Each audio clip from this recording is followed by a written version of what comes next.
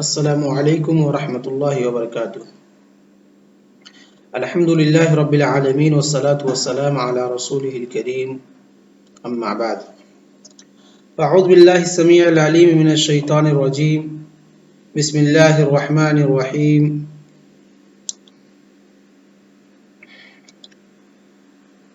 قل لمن الارض ومن فیها ان کنتم تعلمون سیقولون للہ قل افلا تذکرون قل من رب السماوات السبع ورب العرش العظیم سیقولون للہ قل افلا تتقون قل من بیدہ ملکوت کل شیء وهو یجیر ولا یجار علیہ ان کنتم تعلمون سیقولون للہ قل فأنا تسحرون۔ اللہ رب العالمین ان آیات کے اندر کفار مکہ، مشرکین مکہ اور اسی طریقے سے اللہ کے رسول صلی اللہ علیہ وسلم کے زمانے میں اس وقت جو توحید، اللہ رب العالمین کی الوہیت، جس کے لیے اللہ رب العالمین نے نبی کریم محمد عربی صلی اللہ علیہ وسلم کو بھیجا، وہ لوگ توحید کی اس قسم توحید الوہیت، اللہ رب العالمین کا ایک معبود ہونا، اس کا انکار کرتے تھے، لیکن اس کے ساتھ ساتھ وہ لوگ اللہ رب العالمین کی ربوبیت کا اقرار کرتے تھے۔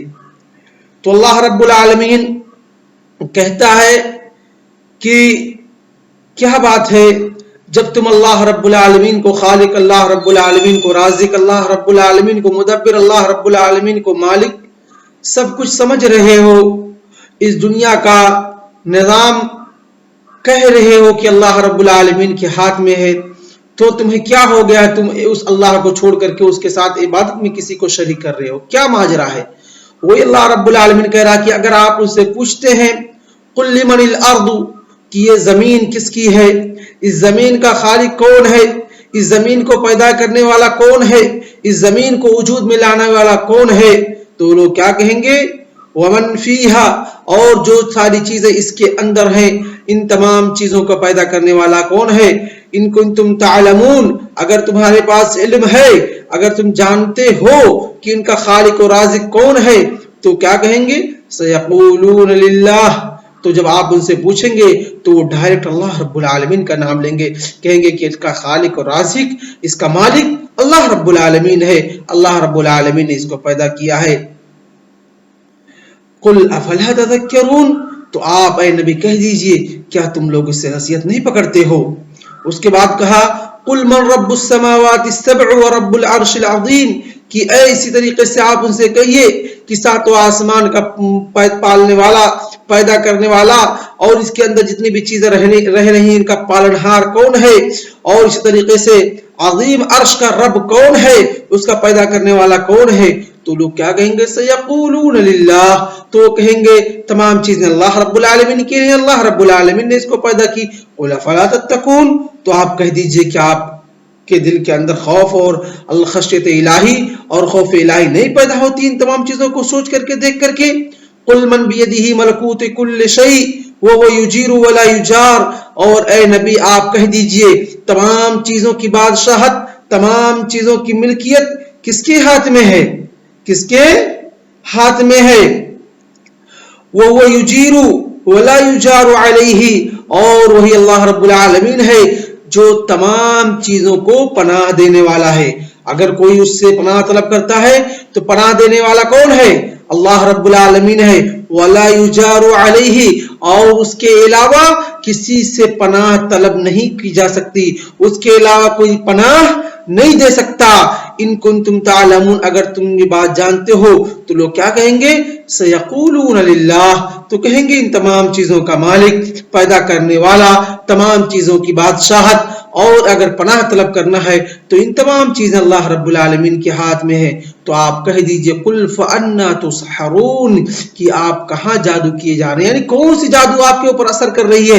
ایک طرف تو اللہ رب العالمین کی ربوبیت کا آپ اقرار کر رہے ہیں، ایک طرف آپ یہ بات مان رہے ہیں کہ زمین کا پیدا کرنے والا اللہ رب العالمین ہے، زمین کے اندر جتنی بھی چیزیں ہیں تمام چیزوں کا پیدا کرنے والا اللہ رب العالمین ہے، چاہے وہ انسان ہو، چاہے وہ جنات ہو، چاہے وہ شجر و حجر ہو، چاہے وہ جبل ہو، چاہے وہ چرند و پرند ہو، چاہے وہ بحر و شجر ہو، کوئی بھی چیز ہو، چاہے وہ جبال ہو، چاہے وہ پتھر ہو، چاہے وہ پرندے ہو، کوئی بھی چیز ہو، جتنی بھی چیزیں دنیا کے اندر پائی جاتی ہیں تمام چیزوں کا پیدا کرنے والا تم اقرار کر رہے ہو کہ اللہ رب العالمین ہے۔ اسی طریقے سے زمین کے اندر جتنے بھی مجوہرات اور اسی طریقے سے جتنی بھی چیزیں پائی جاتی ہیں تمام چیزوں کا پیدا کرنے والا اللہ رب العالمین، تم اس بات کا بھی اقرار کر رہے ہو۔ اسی طریقے سے آسمان و زمین کے بیچ میں جتنی بھی چیزیں پائی جاتی ہیں تمام چیزوں کا پیدا کرنے والا کون ہے؟ اللہ رب العالمین ہے، تم اس بات کا بھی اقرار کر رہے ہو۔ اور اسی طریقے سے تم اس بات کا بھی اقرار کرتے ہو کہ آسمان کا پیدا کرنے والا اللہ رب العالمین ہے۔ آسمان کے اندر جتنی بھی چیزیں رہ رہی ہیں، چاہے وہ فرشتے ہو، چاہے اور دیگر مخلوقات ہوں جو ہواؤں میں اور اسی طریقے سے آسمان میں رہتی ہیں، تمام چیزوں کا پیدا کرنے والا کون ہے؟ اللہ رب العالمین ہے۔ تم اس بات کو بھی ایکسپٹ کرتے ہو، اس بات کو بھی قبول کرتے ہو، اور اسی طریقے سے اس بات کو بھی قبول کرتے ہو کہ دنیا کے اندر جو سب سے عظیم مخلوق ہے عرش، اس کا بھی خالق کون ہے؟ اللہ رب العالمین، اس کا بھی پیدا کرنے والا اللہ رب العالمین ہے۔ تو اے لوگوں، جب یہ ساری چیزیں تم کو معلوم ہے، کیا تم ان تمام چیزوں سے نصیحت نہیں حاصل کرتے ہو؟ کیا تم ان تمام چیزوں کو دیکھنے کے بعد تمہارے دل کے اندر خشیت الہی، خوف الہی نہیں پیدا ہوتی ہے؟ کیا ان تمام چیزوں کو دیکھنے کے بعد، ان تمام چیزوں میں غور و خوض کرنے کے بعد تمہارے دل کے اندر یہ وہم و گمان نہیں آتا ہے کہ جب ان تمام چیزوں کا خالق اور رازق اور مدبر و مالک اللہ رب العالمین ہے تو یہ بات کا مستحق کون ہوگا؟ کیا کوئی اللہ رب العالمین کے علاوہ ہوگا؟ نہیں، بلکہ ان تمام چیزوں سے لوگ نصیحت پکڑو۔ جب ان تم تمام چیزوں سے نصیحت پکڑو گے تو تمہارے دل کے اندر خوف الہی پیدا ہوگی۔ کیا ہوگی؟ خوف الہی پیدا ہوگی، اور جب خوف الہی پیدا ہوگی تم ایٹومیٹکلی اللہ رب العالمین کی عبادت کی طرف آؤ گے، اور عبادت میں صرف اور صرف ایک اللہ رب العالمین کو پکارو گے۔ تو گویا کہ ان آیات سے پتا چلا کہ مشرکین مکہ اور کفار مکہ جو تھے وہ کیا تھے؟ توحید ربوبیت کے قائل تھے۔ کیا تھے؟ توحید ربوبیت کے قائل تھے۔ وہ خالق، رازق، مدبر، مالک، پالنہار ہونے میں صرف اللہ رب العالمین کو اکیلا جانتے تھے۔ لیکن کیا تھا ان کے یہاں؟ وہ عبادت میں اللہ رب العالمین کے ساتھ غیر اللہ کو، اللہ رب العالمین کے ساتھ بتوں کو، اللہ رب العالمین کے ساتھ اوثان کو اور تمام چیزوں کو شمار کرتے تھے اور ان کی پرستش کرتے تھے۔ اس کے بعد اللہ رب العالمین فرماتا ہے بل اتیناہم بالحق وانہم لکاذبون، بلکہ ہم نے ان کے پاس حق بات، سچ بات لے کر کے آئی۔ کون سی بات تھی؟ کہ ہم نے ان کے پاس محمد عربی صلی اللہ علیہ وسلم کو بھیجا جو سچے نبی تھے، حقیقی معنوں میں نبی تھے، اللہ رب العالمین کی طرف سے مرسل تھے، اللہ رب العالمین کا پیغام لوگوں تک پہنچانے والے تھے۔ اللہ رب العالمین نے اپنا کلام قرآن مقدس ان کے اوپر حضرت جبریل علیہ الصلوۃ والسلام کے واسطے کے ذریعے نازل فرمائی، یعنی جو بھی کچھ کہتے تھے وہ سچ تھا۔ لیکن کیا تھا؟ وَإِنَّهُمْ لَكَاذِبُونَ، بلکہ انہی لوگوں نے سرکشی کی، انہی کفار، صنادید قریش، مشرکین مکہ، انہی لوگوں نے سرکشی کی اور اللہ رب العالمین کے بھیجے ہوئے نبی محمد عربی صلی اللہ علیہ وسلم کی رسالت کا انکار کیا، ان کی باتوں کو، ان کی دعوت کو ریجیکٹ کر دیا، بلکہ الگ سے ان کے اوپر چارجز اور الزامات لگانا شروع کر دیے۔ وہی اللہ رب العالمین کہتا ہے وَإِنَّهُمْ لَكَاذِبُونَ، جھوٹے تو وہی لوگ تھے، جھوٹے وہی لوگ تھے جو نبی کی نبوت اور محمد صلی اللہ علیہ وسلم کی رسالت اور اللہ رب العالمین کے کلام قرآن مقدس کی تکذیب کر رہے تھے، یعنی ایمان نہیں لا رہے تھے۔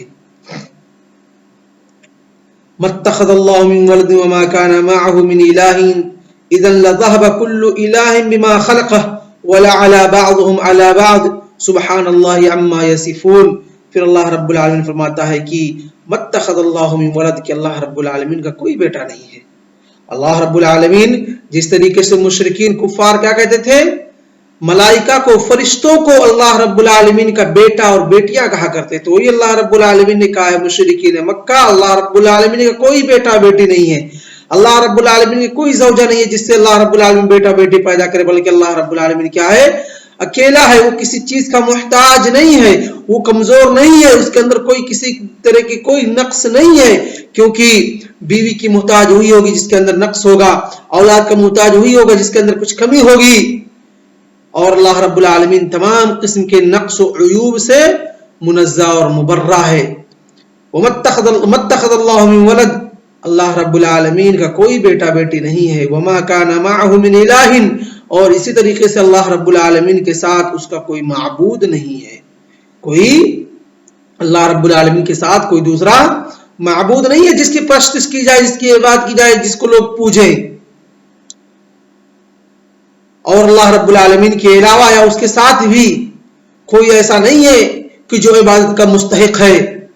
اگر کوئی ایسا ہوتا تو کیا ہوتا, اذن لذهب كل اله بما خلقه, یا اللہ رب العالمین کا کوئی پارٹنر ہوتا, اللہ رب العالمین کا کوئی شریک ہوتا اس کے کاموں میں, اس کے پیدا کرنے میں تمام چیزوں کا, تو کیا ہوتا, جو جتنے شریک ہوتے, جتنے پارٹنر ہوتے, انہوں نے جو چیزیں پیدا کی ہوئی سب اپنے اپنا لے کر کے اڑ جاتے, الگ الگ ہو جاتے, اپنا الگ الگ. جس طریقے سے دنیا کے اندر الگ الگ خطے کے الگ الگ مالک, الگ الگ بادشاہ, الگ الگ ملوک ہوا کرتے تھے اور ہوتے ہیں, تو کیا کرتے ہیں, جہاں کہ وہ بادشاہ, جہاں کے وہ مالک, یا جہاں کے وہ پریزیڈنٹ, یا جہاں کے وہ پرائم منسٹر ہوتے ہیں, ان کا حکم, ان کا آرڈر اتنے ہی خطے میں چلتا ہے. تو وہ اپنا حکم کی تنفیذ یا امپلیمنٹیشن دوسری جگہوں پر, دوسرے کی بادشاہت کے اندر, دوسرے کی حکومت کے اندر نہیں کر سکتے. تو اسی طریقے سے اگر اللہ رب العالمین کے ساتھ کوئی شریک ہوتا تو جن چیزوں کو اس نے پیدا کیا ہے وہ چیز لے کر کے الگ ہو جاتا, کہتا اس میں میری حکومت رہے گی, اس کو میں نے پیدا کیا ہے. اور کوئی دوسرا ہوتا وہ کہتا اس کو میں نے پیدا کیا, یہ میری حکومت رہے گی. فلاں زمین کو میں نے پیدا کیا, میری حکومت رہے گی. کہے گا آج فلاں زمین میں میری جگہ آج تمہاری زمین میں بارش ہوگی تو ہماری زمین میں دھوپ نکلے گی. تو یہ اللہ رب العالمین نے کہا اذن لذهب كل اله بما خلقه, جس مخلوق اگر اللہ رب العالمین کا کوئی پارٹنر ہوتا تو ہر پارٹنر اپنا اپنا حصہ لے کر کے الگ ہو جاتا اور کہتا کہ ہمارے حصے میں میری بادشاہت اور میری حکومت چلے گی, اپنے مرضی سے وہاں میں دھوپ نکالوں گا, اپنے مرضی سے میں وہاں رات رکھوں گا, اپنے مرضی سے میں وہاں بارش کروں گا, اپنے مرضی سے وہاں میں ٹھنڈی رکھوں گا, اپنے مرضی سے میں وہاں گرمی رکھوں گا, اپنے مرضی سے میں وہاں فصل بہار لاؤں گا. یعنی کہ ہر ایک کی بادشاہت, ہر ایک اپنا آرڈر, اپنا حکم چلاتا, تو ایسا کیا ہوتا, دنیا کے نظام درہم برہم ہو جاتا. ایک خطے میں دھوپ, ایک خطے میں بارش, ایک خطے میں ٹھنڈی, ایک خطے میں رات, ایک خطے میں دن. کیا ہوتا, دنیا کا نظام درہم برہم ہو جاتا.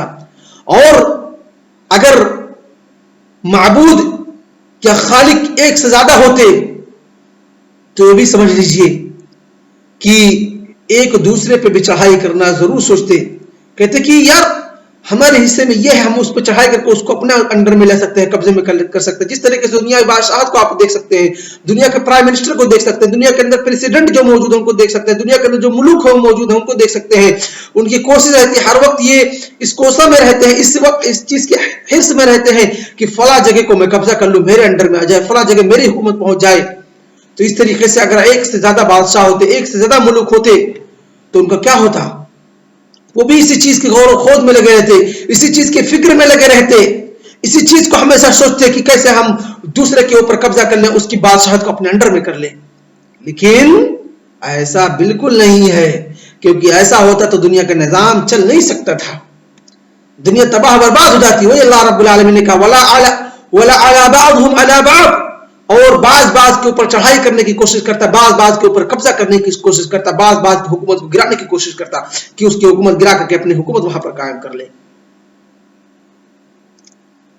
سبحان اللہ عما یصفون, اللہ رب العالمین ان تمام طرح کے نقوص, ان تمام طرح کے نقائص, ان تمام طرح کے عیوب سے منزہ اور مبرہ ہے. جو کچھ یہ مشرکین, یہ کفار اللہ رب العالمین کے لیے استعمال کرتے ہیں کہ اللہ رب العالمین کا بیٹا یا بیٹی ہے، یا اللہ رب العالمین کے ساتھ جو شریک و پارٹنر لاتے ہیں، اس کی عبادت میں کسی دوسرے کو شریک کرتے ہیں، ان تمام چیزوں سے کیا ہے؟ اللہ رب العالمین کی ذات منزہ اور مبرہ ہے۔ عالم الغیب والشہادۃ فتعالی عما یشرکون، بلکہ وہ اللہ رب العالمین ہے جو غیب کی باتوں کو جانتا ہے اور اس طریقے سے جو موجود چیزیں ان تمام چیزوں کو مشاہدہ کرتا ہے، دیکھتا ہے، ان تمام چیزوں کا علم اللہ رب العالمین کے پاس ہے۔ فتعالی عما یشرکون، اللہ رب العالمین ان تمام چیزوں سے منزہ اور مبرہ ہے، بلند ہے۔ جو یہ مشرکین مکہ یا کفار مکہ یا مشرکین اللہ رب العالمین کے ساتھ کرتے ہیں، اللہ رب العالمین کے ساتھ شرک کرتے تھے، دوسرے کو اللہ رب العالمین کا پارٹنر اور شریک ٹھہراتے تھے، ان تمام چیزوں سے اللہ رب العالمین کی ذات منزہ اور مبرہ ہے، پاک ہے۔ تو آج کا درس ہم اسی پر اکتفا کرتے ہیں۔ صلی اللہ علی نبینا محمد وعلی آلہ وصحبہ اجمعین، والسلام علیکم ورحمۃ اللہ وبرکاتہ۔